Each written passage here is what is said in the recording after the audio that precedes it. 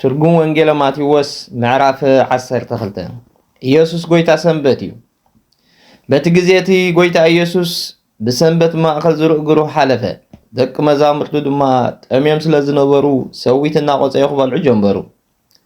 ፈረንሳውያን ድማ ዝሪኦም ደቂ መዛሙርትኻ ብሰንበት ክገብሮ ዘይግባእ ይገብሩ ኣለዉ በልዎም። ዳዊት ምስ ጠመየ ዝገበሮ ዶ ኣየንበብኩምን ኢኹም? ንሱን ምስኡ ዝነበሩ ከመይ ኢሉ ናብ ቤት ኣምላኽ ከም ዝኣተወ ንካህናት ንበይኖም ጥራይ ደኣ እምበር ንሱ ኮነ እቶም ምስኡ ዝነበሩ ክበልዕዎ ዘይግባእ ሕብስተ ቁርባን ከም ዝበልዑ ዶ ኣየንበብኩምን ኢኹም በሎም። ቀዳማይ መጽሓፈ ሳሙኤል ምዕራፍ 21 ካብ 1 ክሳብ 6 ካህናት ብመዓልቲ ሰንበት ኣብ ቤት መቅደስ ንሰንበት ከም ዝስዕርዋ በደል ከዓ ከም ዘይኮኖም ኣብ ሕጊ ሙሴ ዘሎ ዶ ኣየንበብኩምን ኢኹም? መግለጺ ካህናት ኦሪት ብመዓልቲ ሰንበት መስዋዕቲ ዝኸውን ገንሸል ክሓርዱ፣ ስጉኡ ከወራርዱ፣ ዕንጨይቲ ክሰብሩን ክፍልጹን ዓጽሚ ክቆርጹን ከለዉ ሰንበት ከም ዘይስዕርዋ እዩ ዝርአ እንተኾነ መንፈሳዊ ኣገልግሎት ምፍጻም ስለ ዝኾነ በደል ኣይቁጸረሎምን ነበረ። ዘህሉቅ ምዕራፍ 28 ካብ 9 ክሳብ 11 ኣነ ግና ካብ ቤት መቅደስ ዝዓቢ ኣብዚ ኣሎ ብለኩም ኣለኹ። እዚ ማለት ኦሪት ንቤት መቅደስ ከገልግሉ ሰንበት ብምስዓሮም በደል ካብ ዘይቁጸረሎም እዞም ደቂ መዛሙርቲ ድማ ንዓይ ከገልግሉ ብመዓልቲ ሰንበት ሰዊት ቆፂኦም ብምብልዖም በደል ኣይቁጸረሎምን እዩ። ግናኸ ካብ መስዋዕቲ ምሕረት ፈቱ ዝበሎ እንታይ ምዃኑ እንተትፈልጡስ ነዞም በደል ዘይብሎም ደቂ መዛሙርቲ ኣይምፈረትኩሞምን ነርኩም። ሆሴዕ ምዕራፍ 6:6 መግለጺ ንሃዋርያት ምንቃፍ መስዋዕቲ ዘይምንቃፎም ከዓ ምሕረት ምዃኑ ገለጸ። ወልዲ እገለ ማሕያው ክርስቶስ ጎይታ ሰንበት እዩ እሞ ካብ ቤት መቅደስ ዝዓቢ ኣብዚ ኣሎ በለ። ከምኡ እውን ማርቆስ ሰንበት ያ ምእንቲ ሰብ ዝተሰርሐት እምበር ሰብ ምእንቲ ሰንበት ኣይተፈጠረን ማለት ሰብ ካብ ድኻምን ካብ ጥሜትን ክዕርፈላ እያ ዝተፈጠረት እሞ ኣይምፈረትኩሞምን ነርኩም በለ። ኢዱ ዝለመሰት ሰብ ከም ዝሕወ ጎይታ ኢየሱስ ካብኡ ሓሊፉ ናብ ቤት መቅደስ ኣይሁድ ኣተወ።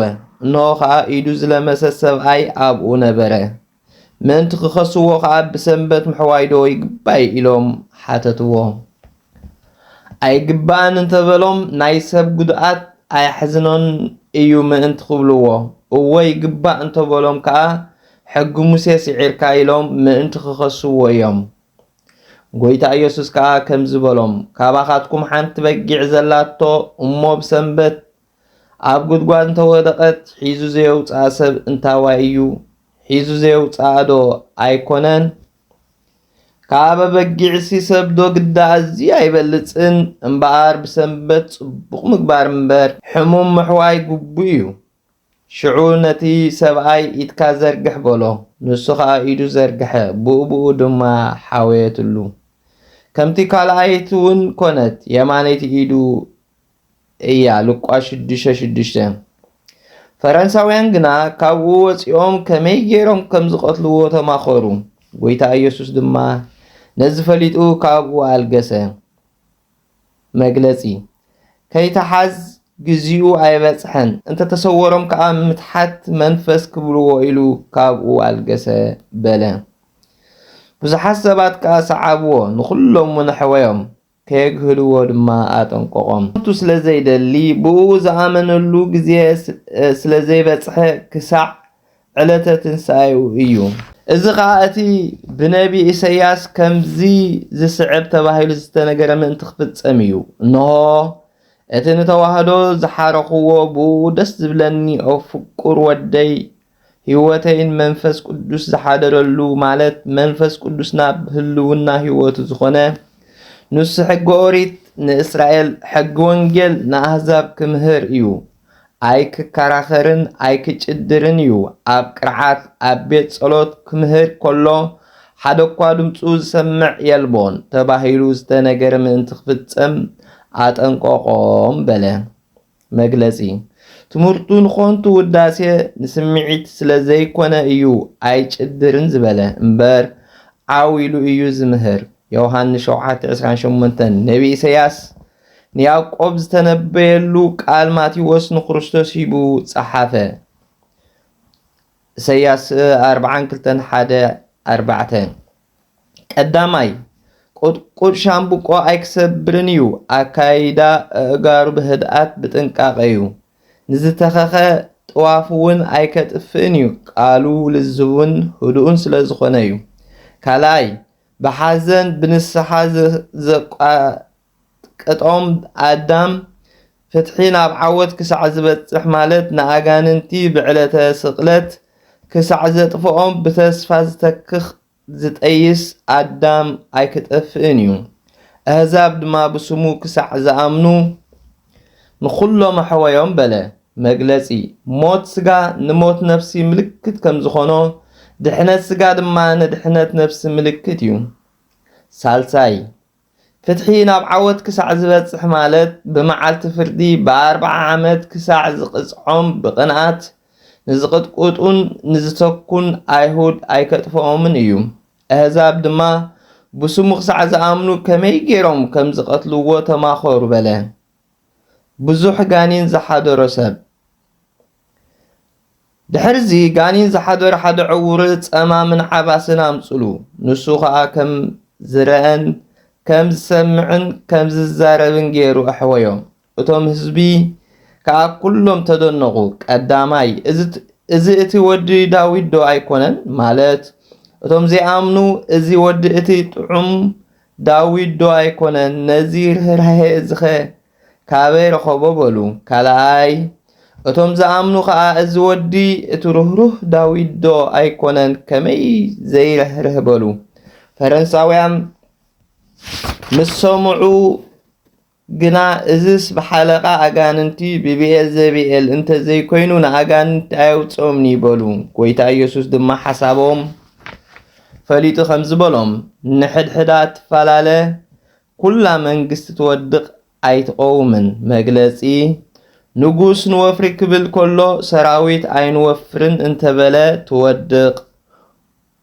ንሕድሕዳ እትፈላለ ከተማ ወይ ከዓ ቤት ኣይትቐውምን። መግለጺ ናይ ከተማ ሹም ንወፍሪ ክብል ከሎ ህዝቢ ኣይንወፍርን እንተበለ ኣቦ ስድራ ቤት ንውፈር ክብል ከሎ እታ ስድራ ቤት ኣይንወፍርን እንተበለት ኣይትቃወማን እያ።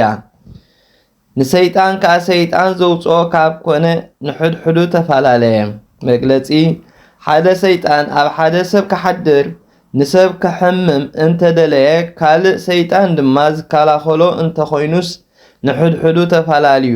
ካብኡ እውን ሓደ ሰይጣን ንሰብ ክስሕት እንተበለ ካልእ ሰይጣን ዝከላኸለሉ እንተኾነስ ንሕድሕዱ እምበር ተፈላለየ። እቲ መንግስቱ ደኣ ከመይ ኢላ ትቐውም? መግለጺ ሰይጣን ዶ መንግስቲ ኣለዎ እዩ እንተበልና እዝስ ትእዛዝን ሰራዊቱን ሓለቓ ሰራዊትን ከም ዘሎ ዝገልጽ እዩ። ማርቆስ 5:9 ራእይ ዮሃንስ 12:8-10 ታሪኽ ዮሃንስ ወልደ ማራታ ከም ዝረአዮ እዩ። ኣብኡ መምላኽ ጣዖት ነበረ። ናብ ጣዖት መስዋዕቲ ክቐርብ ከሎ ሒዝዎ ኸይዱ ነበረ። ዮሃንስ ራእይ ብሕልሙ ይርኢ ዲያብሎስ ኣብ ዝፋኑ ተቐሚጡ ከሎ ሓደ ካብቶም ልኡኻት መጺኡ ንገሩለይ እሞ ኣተወ።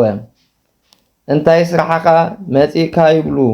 ሰብ ሓዳርን ሰብኣይን ሰበይትን ኣጽሊኡ ኣፋቲሕዎም መጺኡ ብክንደይ መዓልቲ ብ11 መዓልቲ ኣውፅኡ ኢሉ ኣውጾ።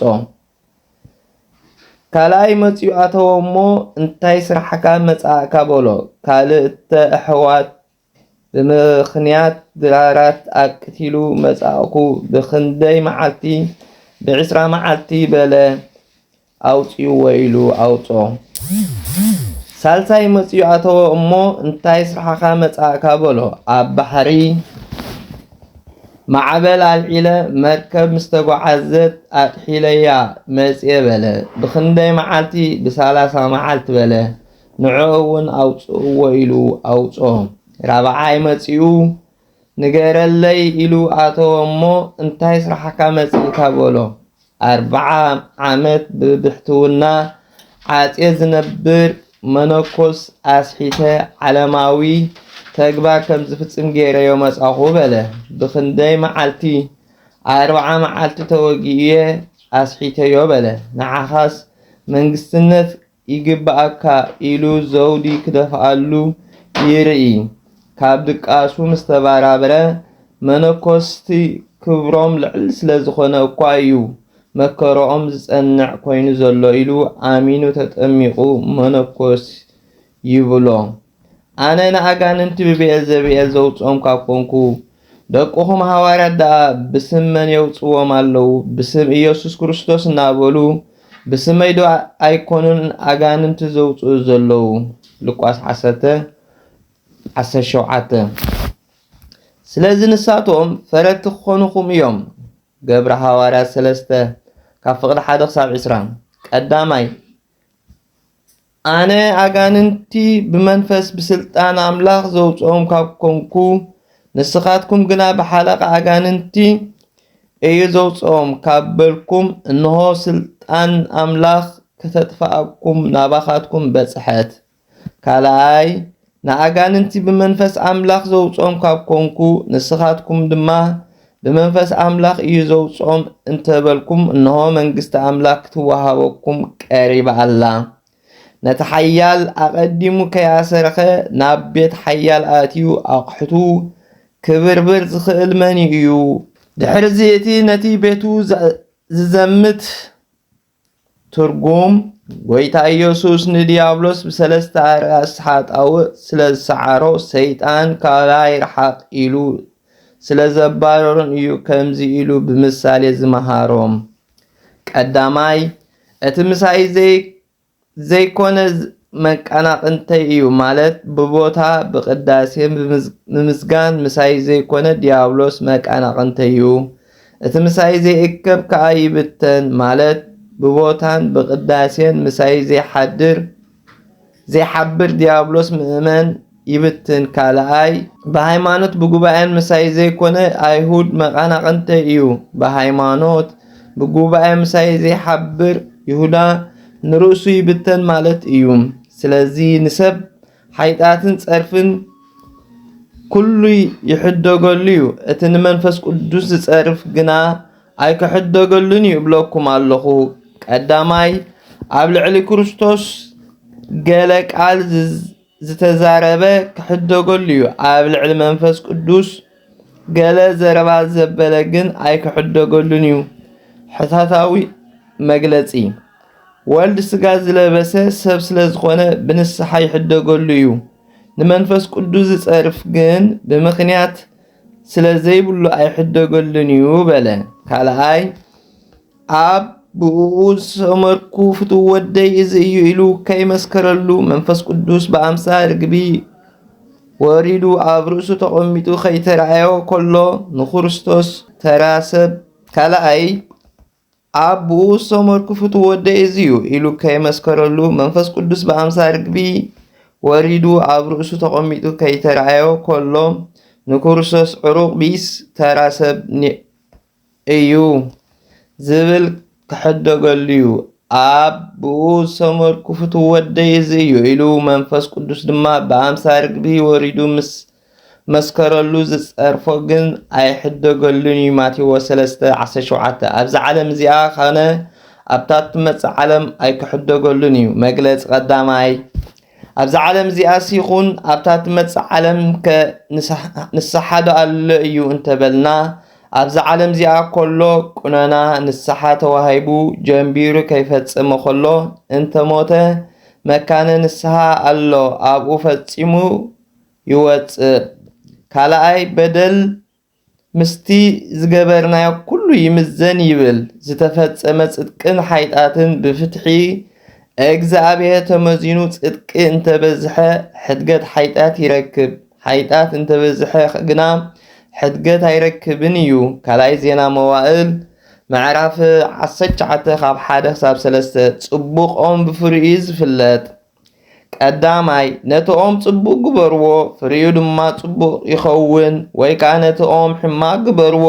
ፍርዩ ድማ ሕማቕ ይኸውን ከመይ ኦም ብፍርዩ ዝፍለጥ ካልኣይ ትምህርቲ ክርስቶስ ፍቱው ተኣምርቱ እውን ፍቱው ወይ ከዓ ትምህርቱ ጽሉእ ተኣምርቱ እውን ጽሉእ ምኽንያት ኣይሁድ ጽቡቕ ግብርታቱ እናተቐበሉ ትምህርቱ ይጸልኡ ስለ ዝነበሩ ሳልሳይ በአፍኩም ብልብኹምን ፍተውኒ ወይ ከዓ በአፍኩምን ብልብኹምን ጽልኡኒ ኣቱም ውሉድ ኣትማን ኣፍ ካብ ምልኣት ልቢ እዩ ዝዛረብ እሞ ክፍኣት ከለኹም ከመይ ኢልኩም ጽቡቕ ምዝራብ ክትክእሉ ሕያዋይ ሰብ ካብ ሰናይ ዝሓስብ መዝገብ ልቡ ሰናይ ነገር የውፅእ ይዛረብ እቲ ክፉእ ሰብ ግና ካብቲ ክፉእ ዝሓስብ መዝገብ ልቡ ክፉእ ነገር የውፅእ ይዛረብ ኣነ ግና ሰባት ብዝዛረብዎ ዘይጠቅም ቃል ኩሉ ብመዓልቲ ፍርዲ ጸብጻብ ክህብሉ እዮም እብለኩም ኣለኹ ከመይ ካብ ኣዛርባኻ ትጸድቕ ካብ ኣዛርባኻ እውን ኢኻ ትኹነን መጠንካ ካብ ቃል ኣፍካ እዩ ህይወትን ሞትን ኣብ ቃል ልሳን እዩ ሓሰርካን ክብርኻን ካብ ዘረባ ኣፍካ እዩ ንዝበልዎ ቃላት ለዊጡ እትጸድቕ በቓልካ እትኹነን በቓልካ ኢኻ በለ ታሪኽ ሓደ ባሕታዊ ካብ ገዳሙ ወፂኡ ብብሕትውና ይነብር ነበረ ካብቶም ማሕበር ሓደ ክበጽሖ ከደሞ ኣነ ኣባ እገለ ከመይ ኣለዉ ኢሉ ሓተቶ ንሳቶም ደኣ ብብቕዓት ኮይኖም ኣለዉ በሎ ብማሕበር ዘሕመ ሓደ ሰብ ነበረ እገለኸ ከመይ ኮነ እንተበሎ ንሱስ ካብ ኩሉ ብዝበለጸ ብቑዕ ኮይና ኣሎ በሎ ሽዑ እቲ ባሕታዊ እምበኣር እዚ ዝነገርካኒ ኩሉ ሓሶት እዩ ንእገለ ድማ በቂዑ ክትብለኒ በሎ እዚ ባሕታዊ እዚ ክጽሊ ከሎ ጎይታ ብኣምሳል ንጉስ ይግለጸሉ ነበረ እሞ ንሱ ድማ ልብሲ ብርሃን ለቢሱ ኣብ የማኑ ክቐውም ይርአ ነበረ እንተኾነ ብምኽንያት እቲ ዝዛረቦ ዘይግባእ ዘረባ ከም ልሙድ ክጽሊ ከሎ እቲ ዝለበሰ ዝነበረ ልብሲ ብርሃን ካብኡ ተገፊፉ ክትከይድ ረኣያ ድሕረዚ ሕማቕ ብምዝራበይ ፈጣሪየይ ተቐይምኒዩ ኢሉ ንስሓ ኣተወ ኣብ 7 ዓመቱ ድማ ጎይታ ብኣምሳል ንጉስ ክግለጸሉ ንሱ እቲ ቅድም ዝለበሶ ዝነበረ ልብሲ ብርሃን ለቢሱ ኣብ የማኑ ክቐውም ረኣየ ተኣምርቲ ዮናስ ሽዑ ገሊኦም ካብ መምሃራን ሕጊ ፈረንሳውያን መጽኡ እሞ መምህር ካባኻ ተኣምርቲ ክንርኢ ንደሊ ኣለና በልዎ ሓተታዊ መግለጺ ጎይታ ኢየሱስ ሰብ ኮይኑ ብቋንቋኦም እናመሃሮምሲ ከምቲ ሙሴ ዝገበሮ ባሕሪ መቒልካ ጸላኢ ኣስጢምካ ደመና ጋሪድካ ማና ኣውርድካ ኣብ ዘጸአት ምዕራፍ 14:19-28 ምዕራፍ 16:8 ከምኡ ኢያሱ በረድ ኣዝሚንካ ፀሓይ ኣቂምካ ኢያሱ 17:13 ከም ጊደዊን ጸምሪ ዘርጊሕካ ጠሊ ኣውሪድካ መጽሓፈ 6:34 ከምኡ ኤልያስ ስመይ ዓጺኻ ሓዊ ኣዝኒብካ ቀዳማይ መጽሓፈ ነገሥት ምዕራፍ 17 ካብ 1-17 ካልኣይ መጽሓፍ ነገሥት ምዕራፍ 1 ካብ 10-12 ተኣምርቲ ክትርየና ንደሊ ኣለና በልዎ ንሱ ድማ ከምዚ ኢሉ መለሰሎም እዚ ክፍኣትን ዘማዊትን ወለዶ ቤት ኣይሁድ እዚኣ ተኣምርቲ ትደሊ ኣላ እንተኾነ ብዘይካ ተኣምርቲ ነቢዮናስ ካልእ ተኣምርቲ ኣይወሃብን እዩ ማለት ብዘይካ ተኣምርቲ ዮናስ ዘይተገበረላ ተኣምርቲ የልቦን ከመይ ዮናስ ኣብ ከብዲ 13 መዓልትን 3 ለይትን ከም ዝገበረ ከምኡ ከዓ ወልዲ እገለ ማህያው ክርስቶስ ኣብ ውሽጢ ምድሪ መቃብር 3 መዓልትን 3 ለይትን ክገብር እዩ ትንቢተ ዮናስ ምዕራፍ 2:1 መግለጺ ክርስቶስ ካብ ዝቕበር ክሳብ ዝትንስእ ከመይ ኢሉ 3 መዓልትን 3 ለይትን ይመልእ እንተበልና ዓርብ ለይትን መዓልትን ቀዳም ለይትን መዓልትን ሰንበት ለይትን መዓልትን ቆጺርካ እዩ ዝመልእ ከምኡውን ዘካርያስ ምዕራፍ 14:7 ኣብ እግዚአብሔር ፍልጠት ሓንቲ መዓልቲ እውን ትኸውን መዓልቲ ወይስ ለይቲ ኣይኮነን ግናኸ ኣጋምሸት ብርሃን ክኸውን እዩ ብምባል ገሊፅዎ ከም ዘሎ ዓርቢ ካብ ንግሆ ክሳብ ቀትሪ ብርሃን ካብ ቀትሪ ክሳዕ ታስዕይቲ ሰዓት ጸልማት ኣጋምሸት ከዓ ብርሃን ኮይኑ እዩ። ማቴዎስ ምዕራፍ 27 ካብ 45 ክሳብ 61 መዓልቲ ዓርቢ ምስ ለይቲ ሰንበት ደሚርካ እዩ 3 መዓልትን 3 ለይትን ዝመልእ 3 መዓልትን 3 ለይትን ኣብ ከርሲ መቃብር ዝሓደረ ስለምንታይ እዩ እንተበልና ዝተነገረ ትንቢት ምሳሌን ምእንቲ ክፍጸም እዩ። ትንቢት ንሱ ወቕዓና ግናኸ ብርግጽ ክዝንነና እዩ። ድሕሪ 2 ወይ 3 መዓልቲ ህያዋን ክገብረና ደው ከዓ ከብለና እዩ። ኣብ ቅድሚኡ እውን ብህይወት ክንነብር ኢና። ሆሴዕ ምዕራፍ 6 ካብ 1 ክሳብ 2 ብሳልሰይቲ መዓልቲ እውን ክትንሲ እዩ። ማቴዎስ ምዕራፍ 20 ካብ 19 ተባሂሉ ዝተነገረ እዩ። ምሳሌ ካብ ምድሪ ክሳዕ ብሩህ ሰማይ ማይ መሊኡ ነበረ ጎይታ ነቲ ማያት ኣብ 3 ከፈሎ እሞ ነቲ እኩብ ማያት ባሕሪ ኢሉ ሰመዮ ነቲ ካልኣይ ክፍሊ ድማ ጠፈር ገበሮ ነቲ ሳልሳይ ክፍሊ ከዓ ብላዕሊ ጠፈር ወሰኖ ሄኖስ ይበሃል። ዘፍጥረት ምዕራፍ 1 ካብ 6 ክሳብ 11 በዚ ግዜ እዚ ምድሪ ተራእየት ማያት ናብ መቃብር ምድሪ ናይ ክርስቶስ ምሳሌ እዩ። ኣዳምን ሔዋንን በዲልና እንተቐፅዓና ለሚናዮ ክምሕረና እዩ ኢሎም ኣብ ባሕሪ 40 መዓልቲ ሱባኤተው ጸላኢ ሰናያት ኣብ 35 መዓልቲ መጺኡ ኣምላኽ ምሒርካዩ ይኣኽለካ ውፃእ ኢልካ ይበሎ።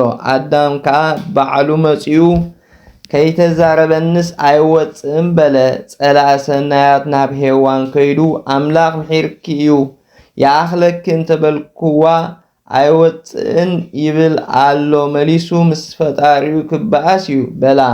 ሔዋን ከዓ መጺኣ ንኣዳም ኣምላኽ ምሒርኩም እዩ ካብ በለና ዘይንወፅእ በለቶ። ተተሓሒዞም ደድሕሪኡ ክስዕቡ ከለዉ ኣነ መን እየ ትፈልጡኒ ዶ በሎም።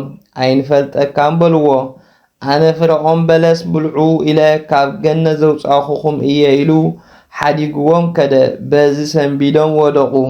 መልኣኽ መጺኡ ጎይታ ብ5 መዓልትን ፈረቓን መዓልትን ከድሕነካየ ኢልካ ኢሉ ኣብ መንጽር ገነት ኣብ ደብረ ቅዱስ ኣንበሮም።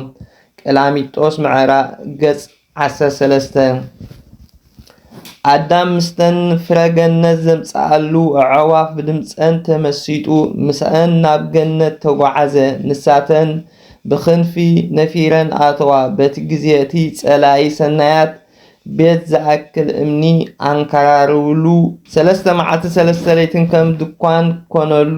እቲ እምኒ ናይ መቃብር ኣዳም ናይ ክርስቶስ ምሳሌ እዩ። ምስጢሩ ድማ ንኣዳም ንሔዋን ንደቆምን ከም ዝኸሓሰ ንኸረድዩ ከምኡውን ሓይጣት ሞትን ፍዳን ካብ ሰብ ከም ዘጥፍእ ንኸረድእ 3 መዓልትን 3 ለይትን ኣብ ከርሲ መቃብር ሓዲሩ ተንስአ። ሰብኣ ነነዌ ብስብከተ ዮናስ ተነሲሖም እዮም እሞ ብመዓልቲ ፍርዲ ነዝወለዶ እዚ ተንሲኦም ክፈርድዎን ከሕፍርዎን እዮም። ኣብዚ ግና ካብ ዮናስ ዝዓቢ ኣሎ ማለት ቤት ኣይሁድ ግና ብትእምርቲ ክርስቶስ ኣይኣመነትን። ታሪኽ ሓደ መዓልቲ እግዚአብሔር ንዮናስ ተንስእ እሞ ናብ ነነዌ ናብታ ዓባይ ከተማ ኺድ እከይ ህዝበይ ዓብይ ከም ዝኾነ ፈሊጠ ኣለኹ እሞ ኣንጻራ ስበኽ ኢሉ ለኣኾ። ዮናስ ድማ ናብታ ከተማ እቲኣስ ዘሰንብድ ቃላት ሰበኸሎ እሞ ሰብኣ ነነዌ ነቲ ናይ ኣምላኽ መልእኽቲ ኣሚኖም ኩሉ ክጸውም ኣወጁ። ኣምላኽ ከዓ ካብ እከይ ግብሮም ከም ዝተመለሱ ርዩ ከም ዝምሕሮም ኣብ መጽሓፍ ትንቢተ ዮናስ ተገሊጹሎም። ትንቢተ ዮናስ ካብ ምዕራፍ 1 ክሳብ 4 ብምሉኡ ንመልከት። ንግስቲ ኣዜብ ጥበብ ሰሎሞን ክትሰምዕ ካብ ወሰን ምድሪ መጺኣ እያ እሞ ብመዓልቲ ፍርዲ ተንሲኣ ነዚ ወለዶ እዚ ክትፈርዶን ክትሕፍሮን እያ። ንሆም እምበር ካብ ሰሎሞን ዝዓቢ ኣብዚ ኣሎ ማለት ቤት ኣይሁድ ግና ጎይታ ሰሎሞን ዝኾነ ክርስቶስ ወንጌል እንተመሃረ ብትምህርቱ ኣይኣመነትን። ንግስቲ ኣዜብ ተኣማርን ዝበሃላ ነገደ ፈታዊ ነበራ። ንሱ ናይ ሰሎሞን ዝናን ጥበብን ክነግራ ከሎ ብዙሕ ትድነቕ ነበረት። ነዚስ ብዓይነይ ክሪኦ ይግባአኒ ኢላ ጉዕዞ ጀመረት። ቀመማታ ኣዝያ ብዙሕ ወርቅን ክቡር ኣእማንን ሉሉን ተማሊኣ ከደት። ናብ ሰሎሞን ድማ ኣተወት። ኣብ ልባ ዝነበረ ኩሉ ሓተተቶ። ሰሎሞን ድማ ንኩሉ ሕቶኣ መለሰላ።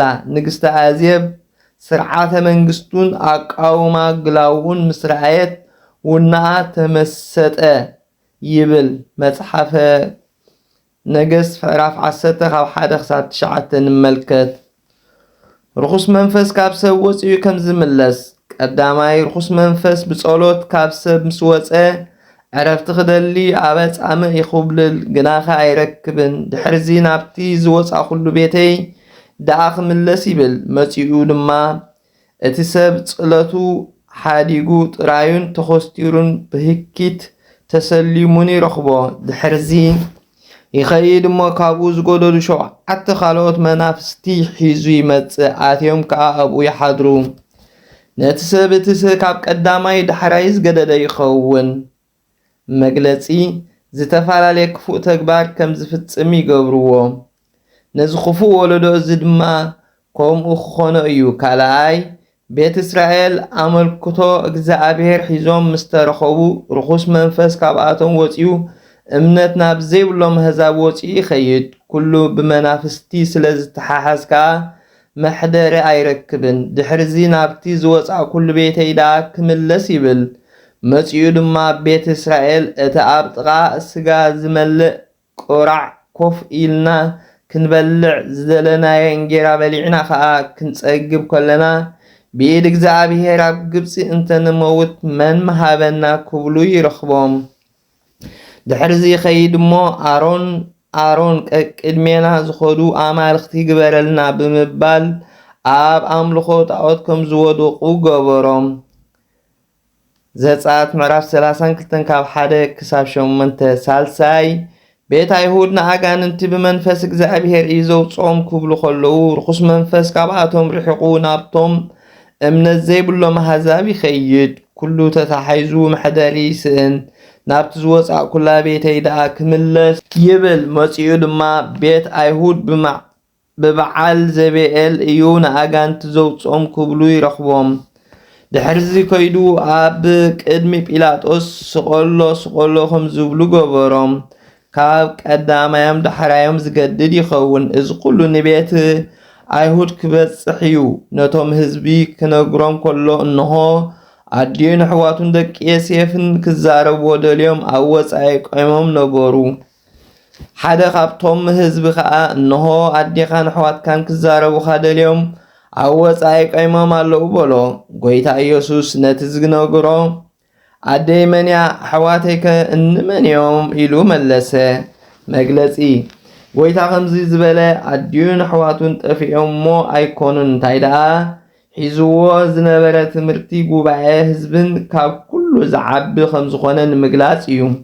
ከምኡውን ካብ ቤት ናብ ቤት ሰብ ምኽባር ንእግዚኣብሔር ምኽባርን ምግልጋልን ከም ዝዓቢ ንምምሃር እዩ።